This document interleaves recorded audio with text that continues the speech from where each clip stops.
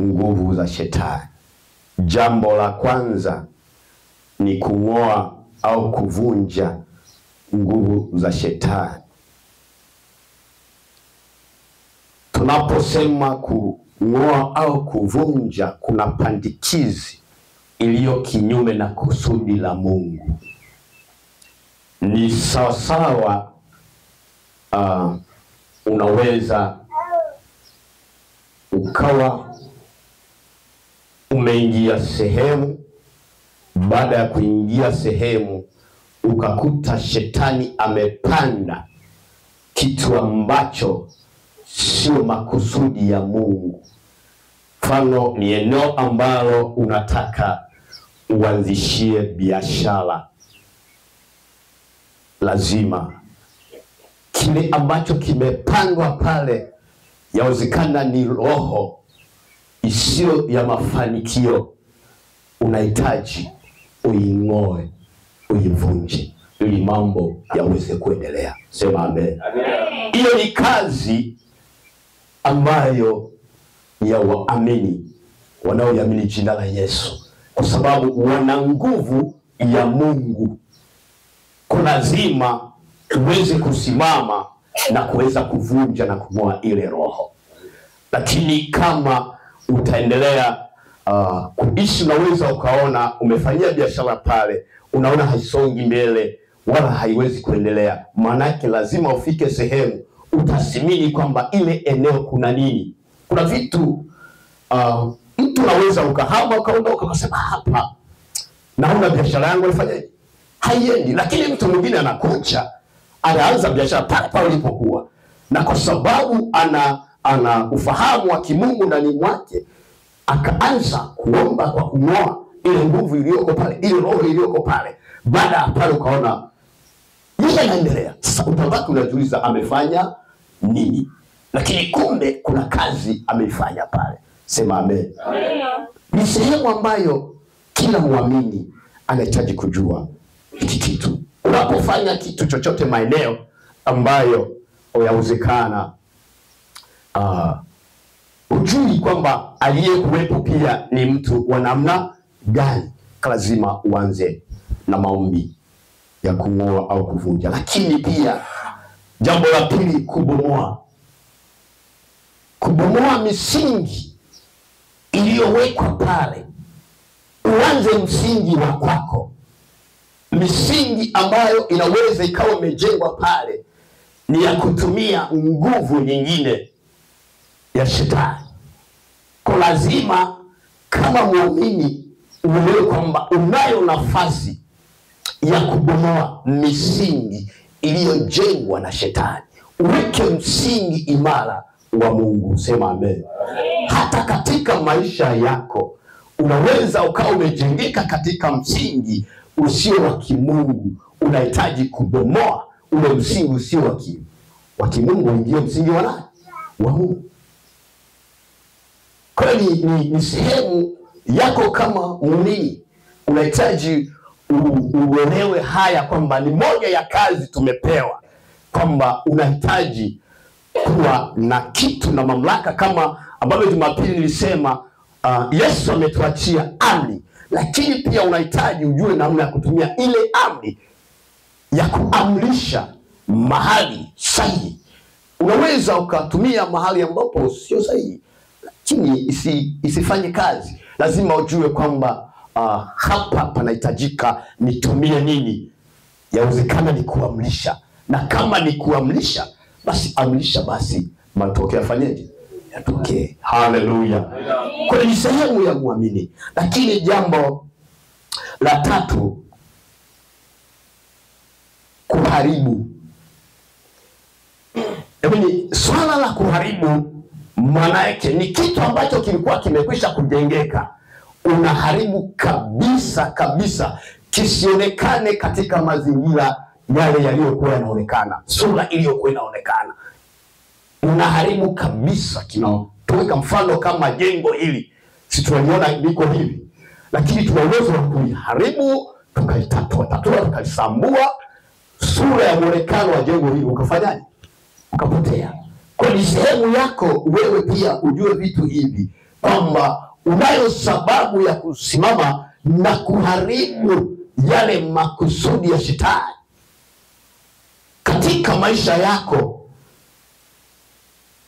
unayoendelea kuishi. Shetani hatamani kuona watu wa Mungu tunaendelea kusonga mbele, hatamani kuona watu wa Mungu tunavuka hatua nyingine. Kwa anajaribu kujenga vitu fulani, lakini tumepewa mamlaka ya kuvunja na kuharibu kila kitu. Sema amen. Lazima tuweze kuendelea kujua. Lakini kitu cha nne, kuangamiza. Kitu cha nne ni kuangamiza. Jamani, tunahitaji kuangamiza kila mamlaka zote za shetani kwetu sisi, zisiendelee kutugusa. Tuachie mamlaka ya nani? Ya Yesu, ya Mungu, iendelee kutawala. Ile roho iliyokuwa imejengeka ambayo sio msingi wa Mungu, tunahitaji kuangamiza. Hiyo roho yote ifanyeje? Iondoke. Mtu anaweza akaendelea kuishi akiwa na mapepo. Sikiliza nikwambie, kila mnapoweza kuomba, yale mapepo yanaweza yakatoweka. Wakati mkiomba yanatoweka. Lakini kumbe yawezekana anaporudi nyumbani, kama ana kitu chao, kama hirizi anayo ndani, hapa kanisani mnaweza mkawa mnaomba, yule mtu mapepo anasema tumefanyaje? Tunaondoka. Lakini akirudi nyumbani, ile hali inamrudia. Shida ni nini? Maana bado kuna vitu ambavyo vinahitajika kuangamizwa, visiwe na amri tena, visiwe na mamlaka tena juu yake. Lakini kwa sababu bado vile vitu anavihitaji, mnaweza mkakuta mnafanya kazi kubwa hapa kanisani, kila mkimwombea anafunguka na kuwa huru, lakini akirudi nyumbani mnaambiwa yule mtu hali yake imekuwa vile vile. Shida ni nini?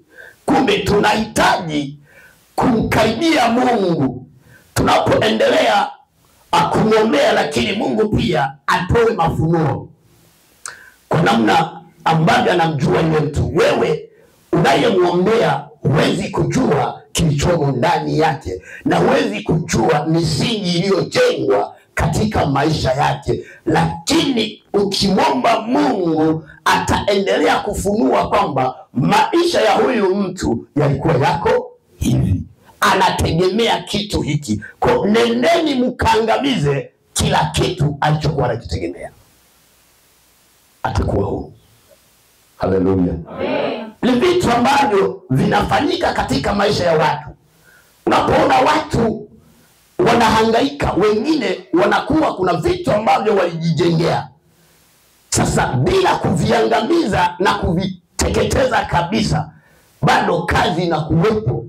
Kwa lazima kama waamini tujue kwamba tumepewa mamlaka hiyo. Sema amen. Amen. Naomba nikupitisha kidogo kwenye ili haya yaweze kutendeka. Tupite kidogo kwenye Yakobo sura ya 4. Nataka nikuonyeshe kitu ambacho ili yatendeke haya tunahitaji kujua ni nini kinachotupasa tufanye pia katika maisha yetu. Yakobo sura ile ya 4, naomba tuanzie kidogo mstari wa 6. Lengo langu ni mstari wa 7, lakini naomba ili tuweze kuwa pamoja tuanzie mstari ule wa 6. Aliyepona asome. Aka wa Yakobo sura ya 4 na mstari wa 6, Biblia inasema, ndio, lakini kutujalia sisi neema iliyozidi. Ndio. Kwa hiyo husema Mungu huwapinga wajikuzao, ndio, bali huwapa neema wanyenyekevu. Ndio. Basi mtiini Mungu, pingeni shetani, naye atawakimbia. Bwana Yesu asifiwe. Amen.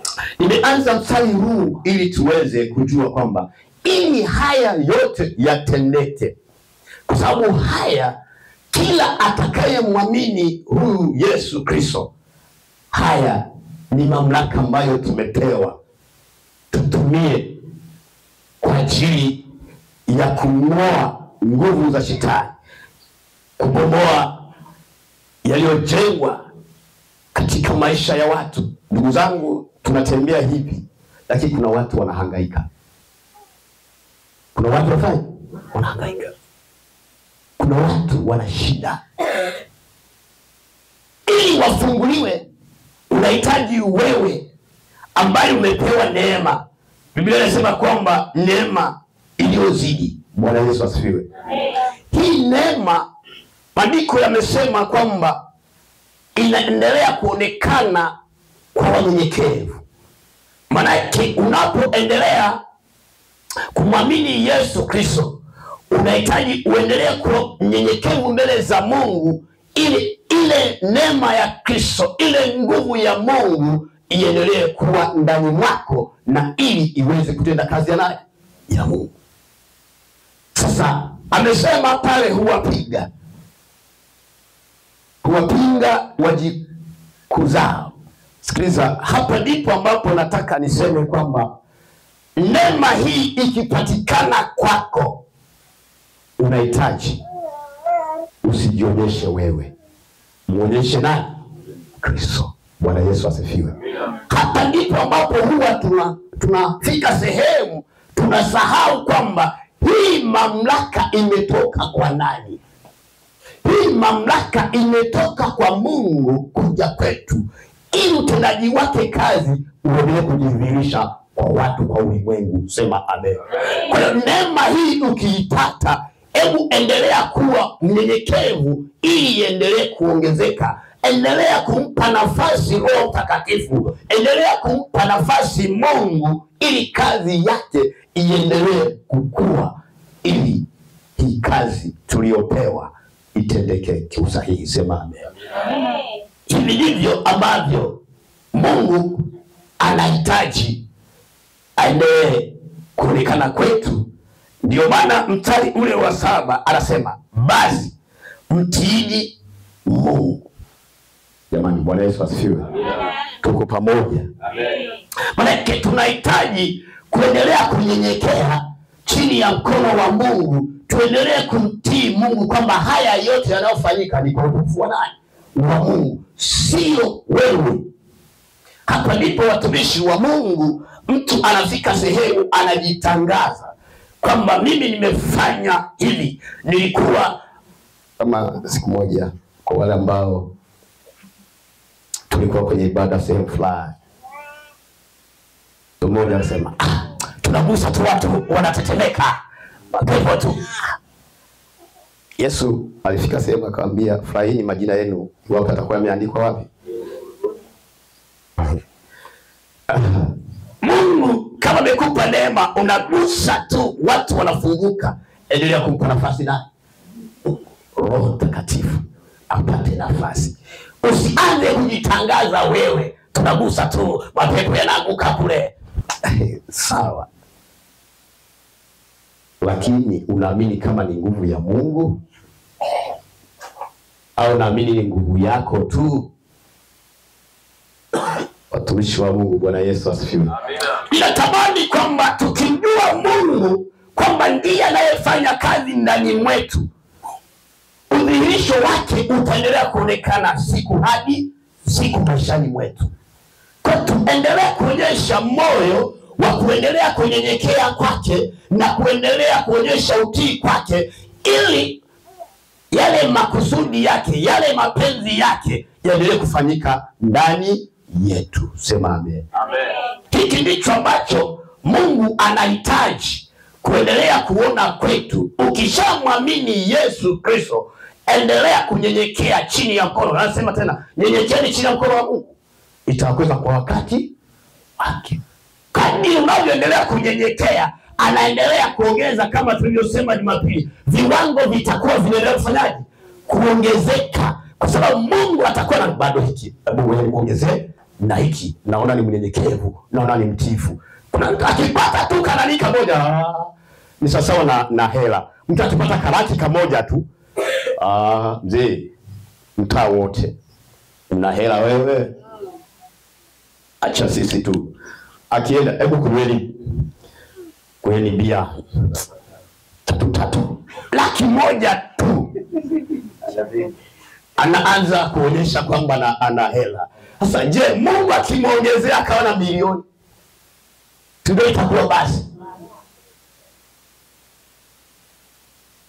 Kwa hiyo ni Mungu anakuwa, ili vitu viendelee kuongezeka pia kwetu, anakuwa na angalia kwamba huyu unyenyekevu ukoje. Nikimuongezea kitu hiki, hata pandisha mabega au hata, yani hivyo ndivyo ambavyo Mungu anaendelea kuangalia, kutuangalia namna gani tunavyoendelea kunyenyekea kwake, namna gani tunavyoendelea kuonyesha utiifu kwake.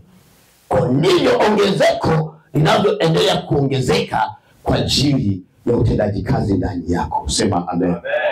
Kwa ni sehemu kama kanisa tunaelewa kwamba tunahitaji kujua, kufahamu kwamba mamlaka hiyo tumepewa, lakini ili iweze kuendelea kufanya kazi lazima tuonyeshe kitu kama hiki. Hebu tuangalie Yeremia.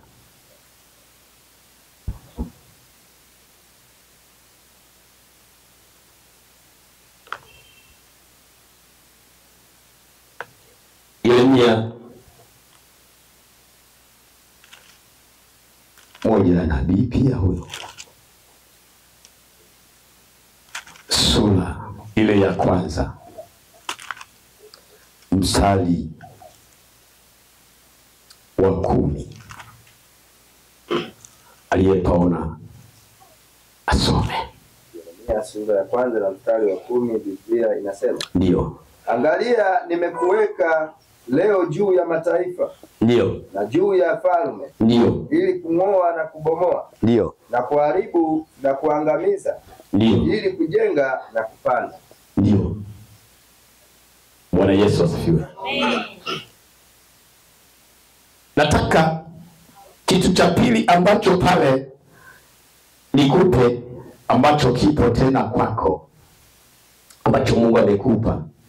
Kitu cha pili pale, tumeona kitu cha kwanza tumekuomba kwa vitu vine, lakini bi yake anasema baada ya kung'oa, kuvunja, kubomoa, kuharibu, kuangamiza, kuna kitu ambacho sasa unakiweka, unajenga. Kuna kitu kujenga. Bwana Yesu asifiwe.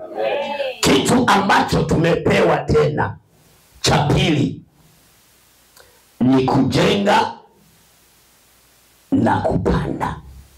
Haleluya. Haleluya. Ni kujenga na kupanda. Kwa nini tunasema kujenga? Manake ile misingi yote ambayo ilijengwa na shetani imeharibiwa, kwa tunaweka misingi ya Mungu. Haleluya.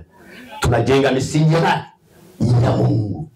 Tunajenga, sikiliza, kama hujawahi kufanya kitu fulani ambacho naweza ukakuta labda kimetokea kwako, mimi niseme kiliwahi kutokea kwangu. Niliishi pale nyumbani tunapoishi kwenye familia yetu, na mimi napenda kusema yale ambayo mimi nimeyafanya. Kwa hata kama unaweza ukauliza, utauliza, utapata majibu. Kadiri nilivyokuwa ninaendelea kukua, niliona misingi ambayo ilikuwa imejengwa kwenye familia yetu, baba na wake wawili. Lakini nikaona kulingana na maandiko, mimi nimemwamini Mungu, nikaona kuna misingi mingine kwenye familia yetu haiko sahihi. Kulikuwa na misingi ambayo watu wa kutoka kwenye tumbo hili na watu wa kutoka kwenye tumbo hili, yani hakuna niseme kusalimiana au kuongea. Mnanielewa? Manake baba na watu wangapi? Wawili. Manake watoto wa bi mkubwa hakuna kuongea na watoto wa bi mdogo. Hiyo ni hali ambayo ilikuwepo kwenye familia yetu. Sasa iliyo mbaya ikaongezeka nukuta nyingine. Mkubwa wetu akawa na kahali kingine kakutoku angalau kushirikisha pia wadogo zake kwamba jamaa kuna 1, 2. Sasa tunabaki tunasikia bwana kuna hivi. Sasa unajiuliza. Yaani mtu aliyoko pembeni ndiye anabaka na kwambia hivi, unajua mkubwa wako amefanya 1, 2. Wewe mdogo hujui. Hivi wote tunaingia wapi? Kanisani. Sasa nikajiuliza ni mdogo. Sasa kama mkubwa anafanya hivi, sasa mimi nikifaa sitaonekana kama vile labda najipendekeza. Lakini nikasema hiki ni kitu ambacho kwa watu tunapoenda mbinguni siamini kama ni msingi sahihi. Hawa watoto wetu nao tutawajengea nini kama sisi tunaanza hivi? Hiki kizazi kinachoendelea. Nikapata neema ya kukaa na baba, nikaongea naye, familia yote tukakusanyika, tukajaribu kuangalia kwamba labda shida iko wapi. Mtu anapoweza kaamua kufanya jambo hata ndugu zake hawafanyeje? Hawajui. Ndugu zangu nawaambia, sisi kama maandiko yanavyosema, sisi ni maua. Inaweza ikatokea ukafanya kitu ndugu zako hawajui, lakini ikatokea ghafla ukaondoka, hata mali za ndugu zako hawajui ziliko, watu wananufaika. Hili nataka nikufungue tu kwamba uone kwa wepesi kwamba inaweza kutokea ukawa na mali sehemu ndugu zako wakawa hawajui. Lakini siombi hivyo, lakini ninakutazamisha kwamba tunavyotakiwa kujenga kwenye msingi unaotakiwa ni namna hii, kwamba angalau kuwa pamoja, tuwe na Biblia inasema tuwe na umoja. Tunapokuwa na umoja ni moja ya kuendelea kutambulisha hata vitu vinavyokuhusu kwenye familia yako, kwa sababu ipo leo, ipo kesho. Anaweza hata kama ni mke wako ndiye anayejua, anaweza kasimama kwenda kudai akasema hatukufahamu, na hana nguvu kwa sababu hakuna ndugu zake wanaounga mkono. Anaweza kapanda na kushuka, wewe haupo tena, labda itokee neema tu. Lakini haya huwa yanatokea. Hii ni neema ambayo Mungu alinisaidia, nikavunja ile misingi, nikaharibu, nikabomoa, nikaangamiza. Namshukuru Mungu mpaka leo wadogo wa mamdogo tunaongea kama vile tunatoka tumbo moja, kama wale waliofika kwenye harusi Dar es Salaam. Simuona ile mlolongo wote uliokuwa ule mlolongo ndio familia unavyoiona. Pale kulikuwepo na wadogo zetu wa mamdogo, pale walikuwepo na ndugu wengine, ambapo huku ningesema ningeendelea kuwaigamia hii tu, lakini mliona hata jinsi niko huku. Lakini siku tuliitiwa, jamani, tarehe fulani kuna moja, hata vile wengine hawakuja. Kwa hivi ndivyo ambavyo kama tuliomwamini Yesu Kristo tunahitaji kutengeneza mazingira ambayo ni ushuhuda. Zile roho zilizojengeka za watu ambao bado hawajamwamini Kristo, sisi tuliomwamini Kristo tusiendelee kuishi nazo. Haleluya. Tuone kwamba ni sehemu ambayo misingi hii mingine iharibiwe, itolewe. Ndiye msingi wa Mungu, sema amen, ambao ni kweli na amina, ambao unaleta utukufu mbele za nani? Za Mungu. Jenga msingi ambao tayari umeupokea, sasa watu waushuhudie kwamba ni kweli huyu amepokea msingi wa kimungu ndani mwake, sema amen. Ni jambo ambalo linakuwa ni ushuhuda, sio unaendelea kuishi katika misingi ile ile. Leo mamdogo ninaongea kama mama yangu anaanza, yani kwanza sasa hivi nikitoka huko, kama nikiondoka kama Kigoma sasa hivi, yani I say anatamani niendelee kuishi mpaka saa hizi. Mke wangu hata anaweza akasema pale, yani simu tukipiga unaendeleaje, wajukuu wakoje? Lakini mwanzoni wajukuu hilo lilikuwa halipo. Lakini wajukuu wanaendeleaje? Kwa sababu tayari kuna kitu ambacho kimekwisha kutengenezwa ndani ya nini? Ya familia, kimejengwa. Yaani hakuna kitu ambacho kinaweza kujiotea tu. Eti Mungu anaona. Wewe amekuweka, maana kile ambacho kinapaswa ufanye, simama ufanye. Haleluya. Haleluya. Hivi ndivyo ambavyo tumepewa vitu vya namna hii kama watu tumwamini Mungu. Ndio maana Yeremia anaambiwa sura ile ya 1 mstari wa 10, angalia nimekuweka leo juu ya mataifa na juu ya falme. Hizi falme ni za namna gani? Bwana Yesu asifiwe. Kuna falme zingine za giza, tuko pamoja. Kuna falme zingine hazimjui Mungu,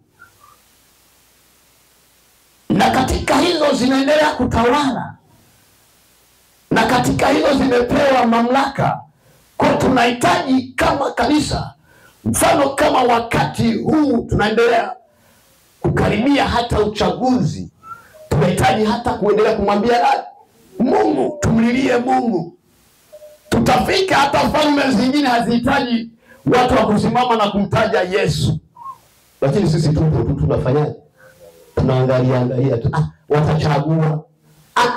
Tunahitaji kumwambia Mungu kwamba Mungu, tunahitaji pia tupate mfalme ambaye anaweza hata kukujua wewe Mungu.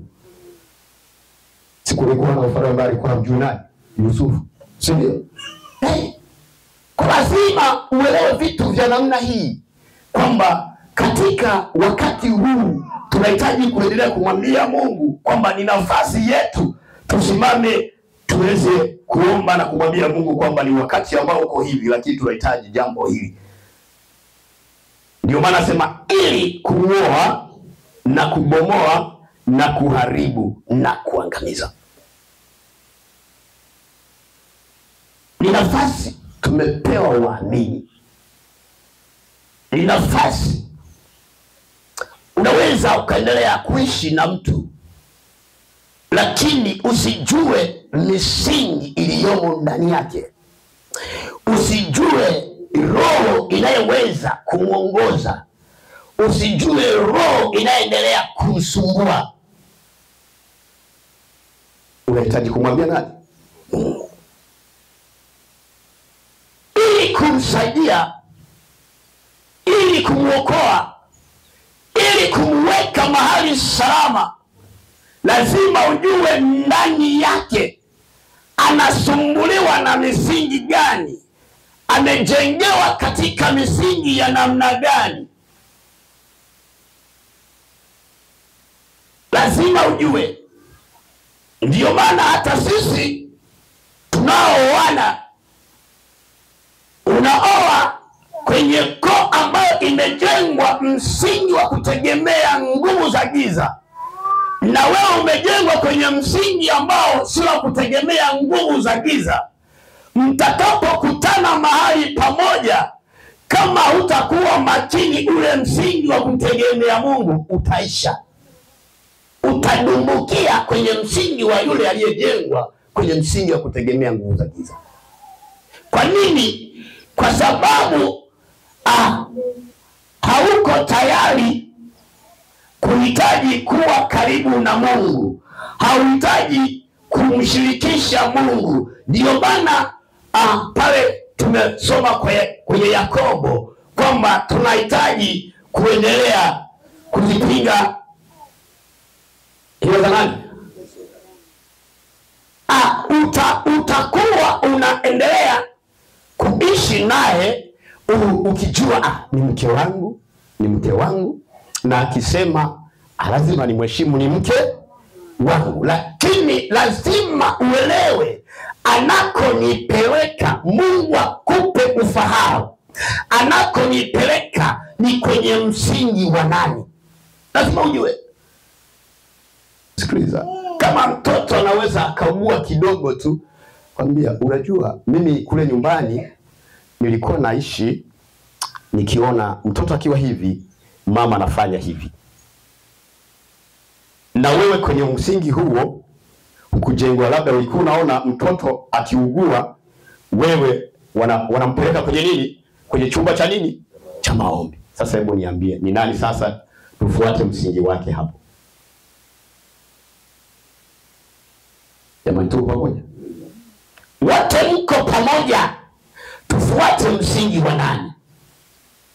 Wa huyu aliyekuwa mtoto akichemka wanampeleka kwenye kajumba, wanampa ugali. Weka ugali hapa, weka hiki hapa. Ninasema hivyo, mimi niliwahi kupelekwa. Lazima niwaambie, niliwahi kupelekwa. Kulikuwa na kajumba nyumbani, tena kadogo tu, wanakatengeneza. Sasa wanakwambia weka ugali hapa.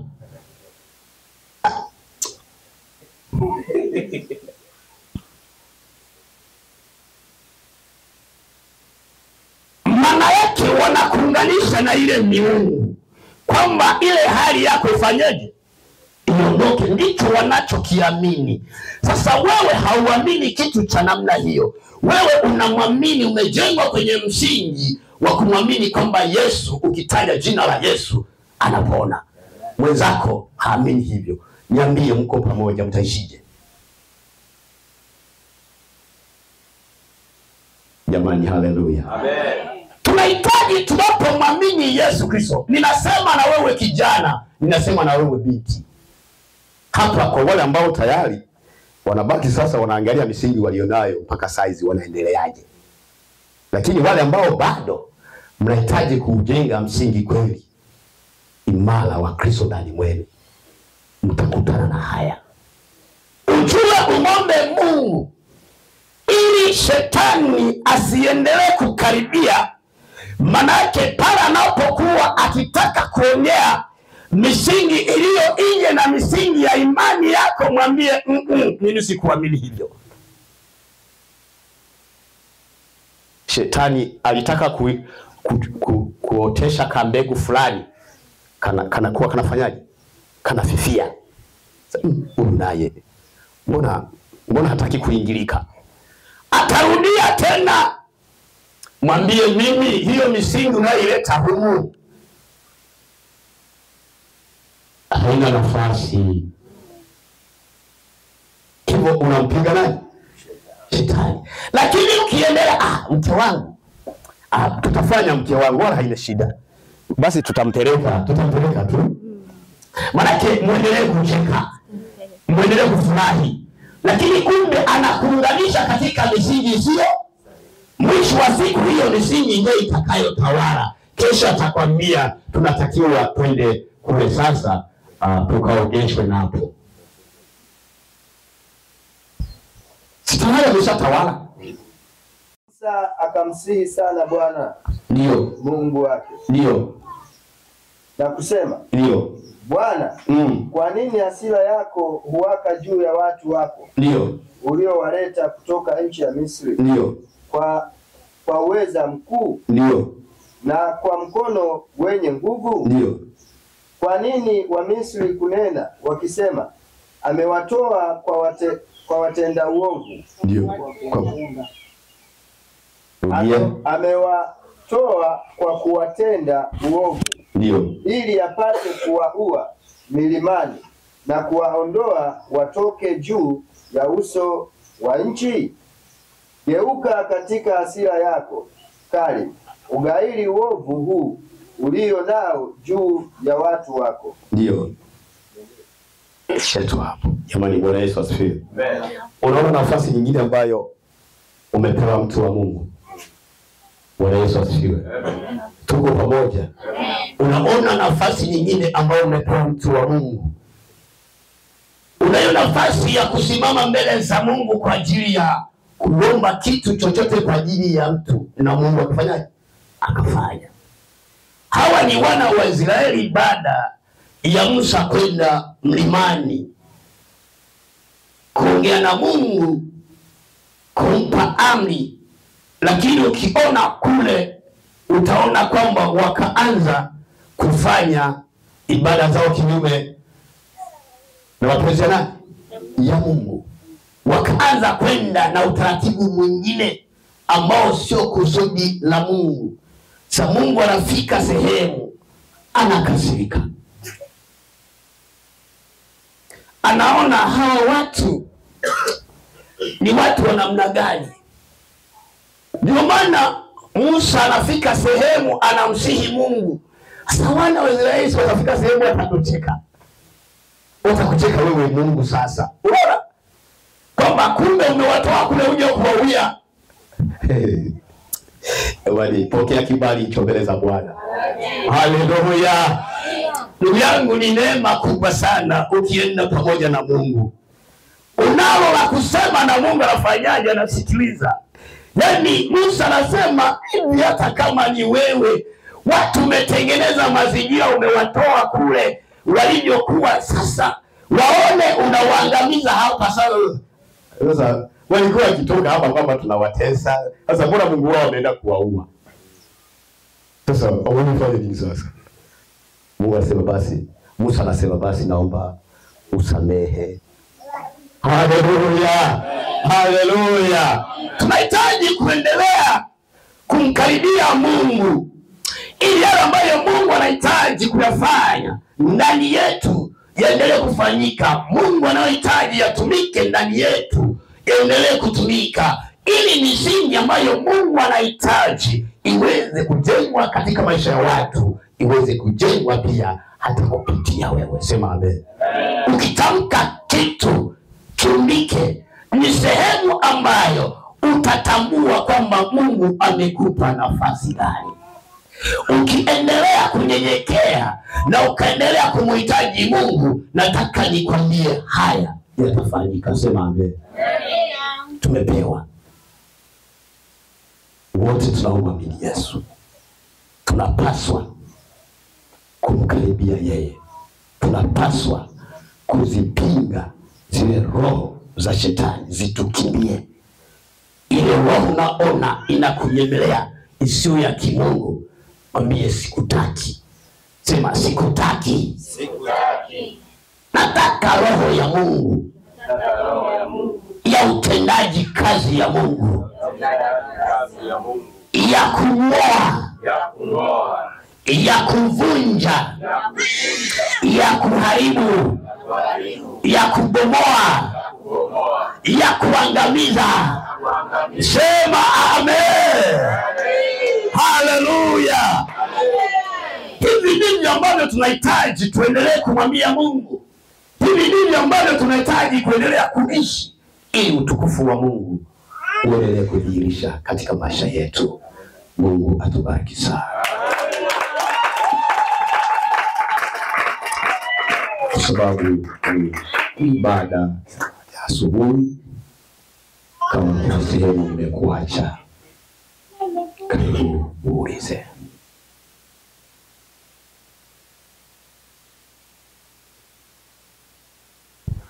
Asi tusimame tumwabudu Mungu. Uendelee kumwambia Mungu kwamba Mungu, naomba unipe roho hii ya kuvunja, unipe roho hii ya kung'oa, unipe roho hii ya kubomoa, unipe roho hii ya kuharibu, kwa sababu huko unakokwenda hauendi na mchungaji, wala hauendi na mzee wa kanisa, wala hauendi na nani, ila unaenda na Mungu. Kwa hiyo Mungu akupe roho hii, akumbie roho hii, akupe nguvu hii, kila mahali utakapokanyaga